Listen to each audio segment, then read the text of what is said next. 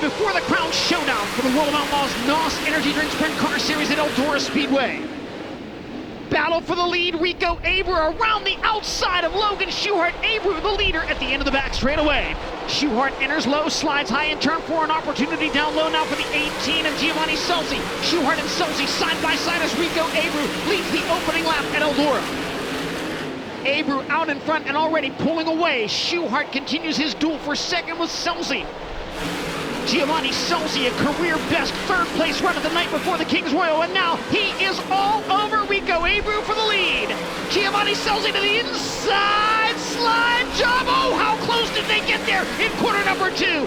Rico Abreu maintains the top spot, and he now knows Giovanni Scelzi is right there with him. Scelzi down to the bottom once again in 3 and 4, where he has been oh so good. Side by side for the lead out of turn 4. Rico maintains the top spot as they reach traffic.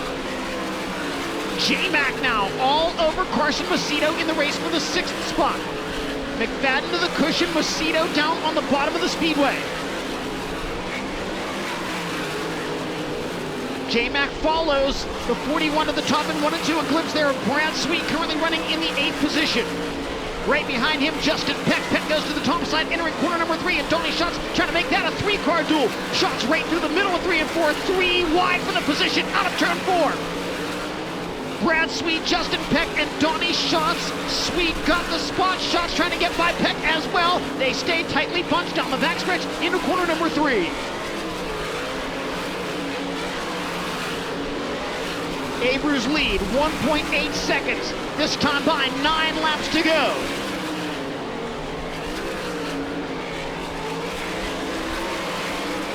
Giovanni Scelzi, oh, trouble car into the wall. It is the 83 of James McFadden. Looked like he lost a right rear tire and caught the wall.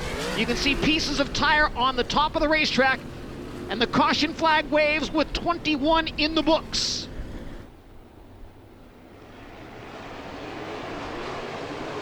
We come back to green flag competition.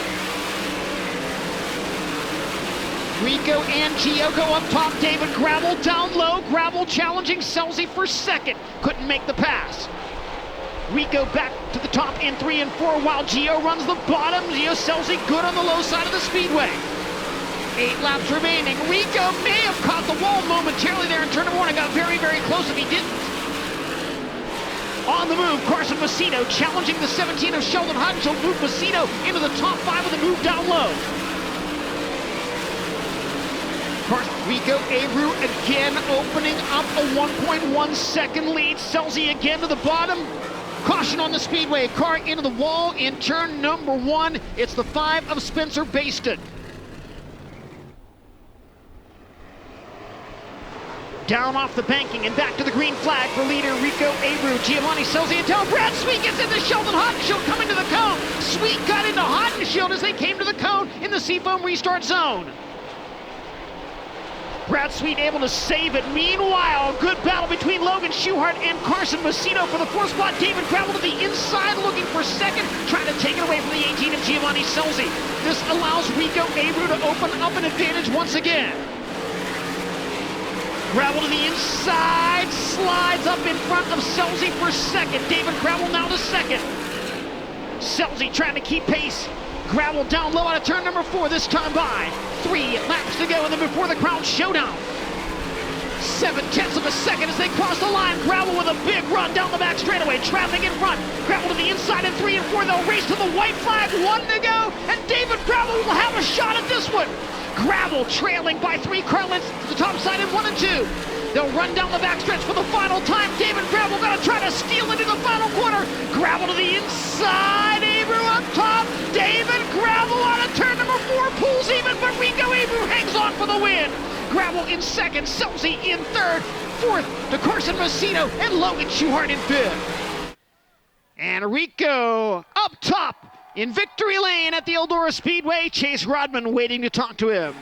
That's the best Eldora right there, man. Just really maneuverable with our race car, and I just knew that as long as these guys got chances, those trophy dashes are so important for sprint car racing, just to get to an opportunity to try things, and just hats off to these guys. We got the Spankin family here, Brian Hankins, Spankin Motorsports with us this weekend, and it's nice to get them in victory lane, along with El Bandito Tequila, Yankee Tequila, Tony Toast Construction, Stadelhofer Construction, Rich Stadelhofer.